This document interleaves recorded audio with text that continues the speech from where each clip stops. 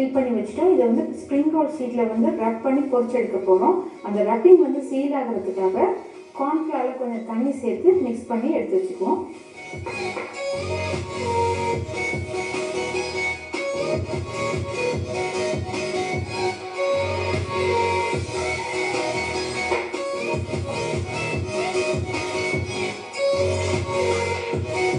Spring roll ஷீட்டை சுத்த போகும்போது தான் ஃப்ரிட்ஜிலேருந்து எடுக்கணும். ஏர்லியாக எடுத்து வச்சுட்டிங்கன்னா ரொம்ப சோக்காகி ஒன்றோட ஒன்று ஒட்டிக்கிட்டு வராது.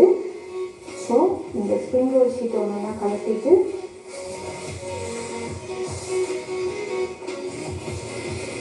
சென்டரில் வச்சுட்டு இந்த எட்ஜை வந்து இப்படி மடிச்சுக்கணும்.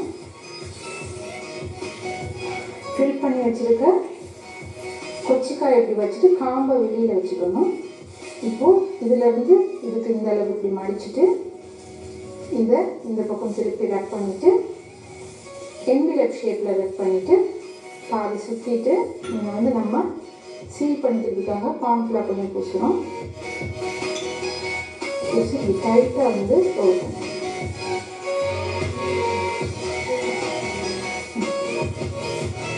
ஸோ இது நல்லா சீல் ஆகிடுச்சு.